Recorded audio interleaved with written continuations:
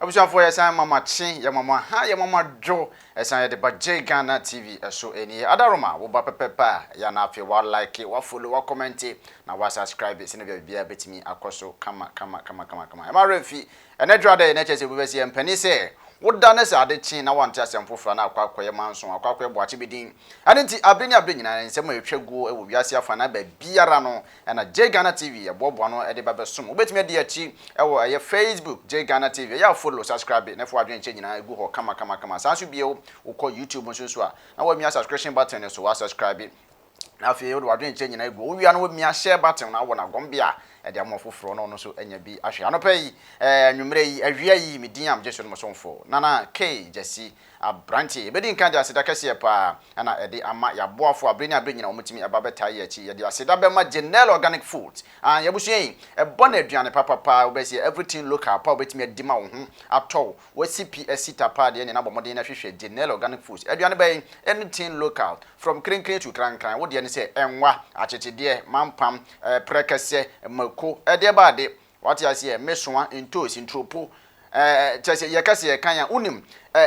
tuoza afia ya ne powder ni nyina ubenya wache ubenya what you say prekese powdered one and ase wo pe dua na nkasa ubenya bibia bi enti no anything organic bia no consult general organic foods what you say o number no ene da ase ho no betimi afre wo na pe no mo edi enkita ho ba bibiara wo bia se wo pe ne ba ko anase wo pe ne mienu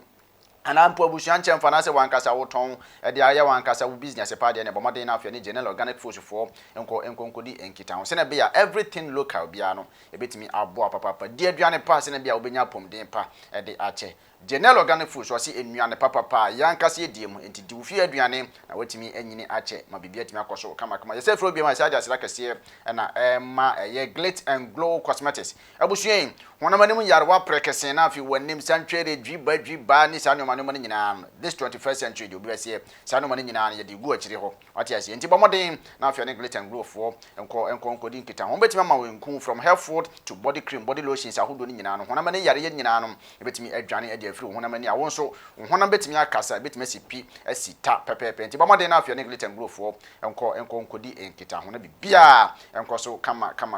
emfa emma sansu bi ne afiri no message asida Tina tet herbal onye obesi apomde papa de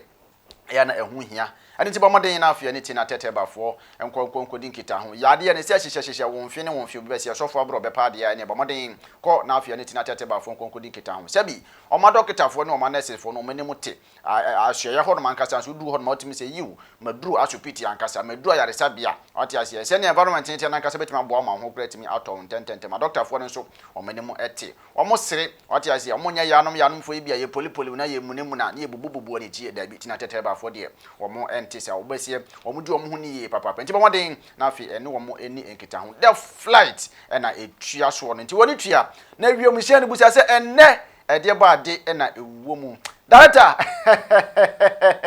abaya mo yentu emfa ewiem kakra na busuen ne yetu dia fa ewiem ne ewuo mu kese pa ye din ka hwa Shatta Wale SM for life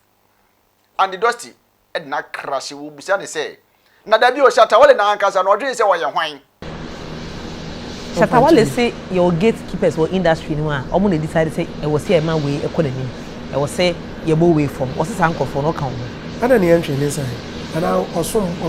o che obi ama why Shatta Wale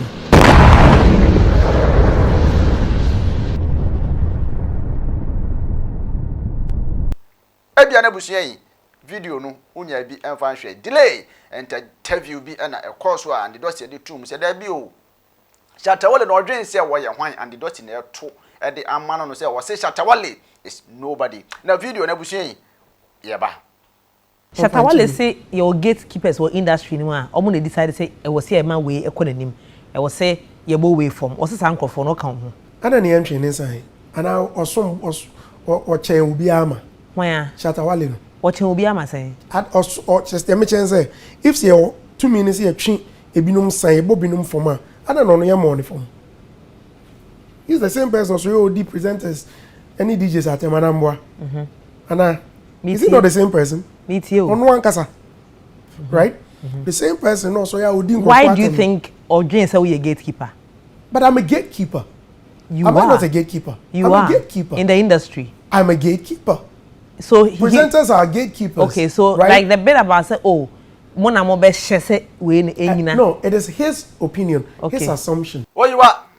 And demo no. Abusia. Ya dia sida kese pa na abema ya boafo. Won so betimi e de wadwuma aba be dance be betimi abɔ ho de ro kese pa e de amawo. Eni ti bomoden na afi yentimi eni enkita. Se na wadwuma ne ti be betimi abɔ ho de ro kese e de ama Ghana TV ya si we stand for the truth. Ama refi afi na wa join ya subscribe na afi e comment ne follow na bibia entimi ankoso kama.